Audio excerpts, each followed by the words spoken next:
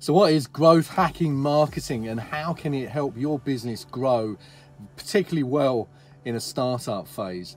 If you've got a low budget, a limited budget for marketing, this kind of tactic can be very effective. I grew my business in 2002 from 0 to 8,000 photographers and over 1 million products for sale using a very simple growth hack. So I'm going to show you how I did that and also talk through some really famous growth hacks like Facebook, Airbnb, LinkedIn, and more recently Monzo Bank. Some of these growth hacks use a tactic called FOMO, the fear of missing out. And it's a very clever psychological trick, and I'll explain how they're doing that and how you could possibly do it for your business. I'm John Pankhurst, the Morning Marketing Man. If you found the content in this video useful, please like or share it on Facebook. If you're watching on YouTube, please click the subscribe button, because every new subscriber really encourages me to add more content to the community. And if you're watching on LinkedIn, please click the like button, because that will share it with your community. Okay, let's get stuck straight into this video. So how did I use growth hacking to grow a business that had no customers and no library of images to sell? I also didn't have any manufacturers. I needed all of them, and it wouldn't work without all of them. So first of all, I looked at building a catalogue of images. Finding people that would want to sell images was really, really important. So what I did was went out and looked for websites that had photographs on them that people were uploading and looking for critique. And then I would link into them and say, hey, I've looked at your photography, it's fantastic. You could join our website and then you could sell your art through our website. And that's how it started to grow, just very slowly, piece by piece. But in hindsight, it would have been better to have defined that I only wanted 500 photographers to join the site. And by limiting the amount of photographers that joined the site would create a fear of missing out. And it could have been on a time frame. So I could have said, for the next 6 months, we're only going to let in 500 people. And here is an invitation. And the invitation is especially for you and for 2 other people you might find that are interested in joining. And those 2 people will be vetted by me at the same time.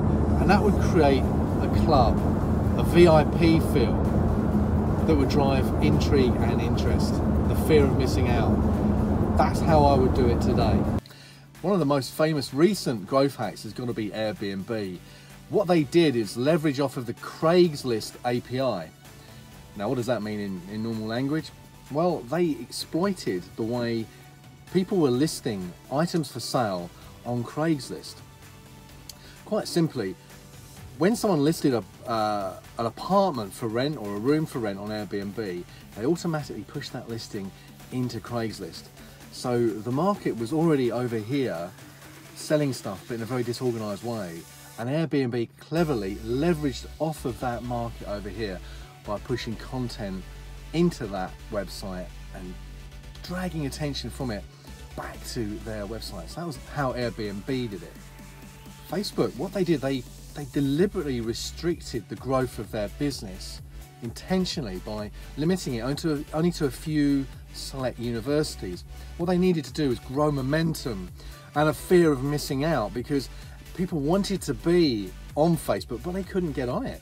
They'd heard great things about it. So when students went back home and they were talking about it on their breaks, their spring break or whatever, they suddenly realized that, oh, if only I had that in my university. And only when they had enough demand was it that they then released it for another section, another area.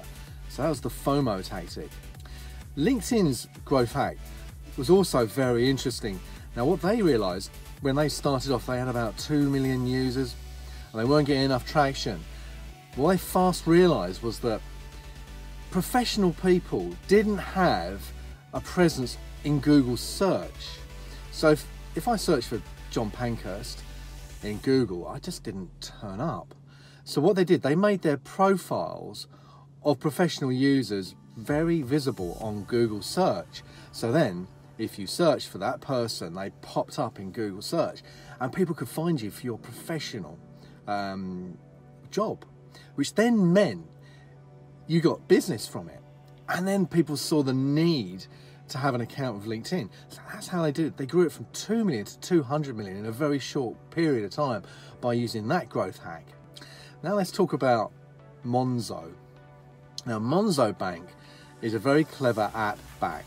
So the bank is completely on your phone.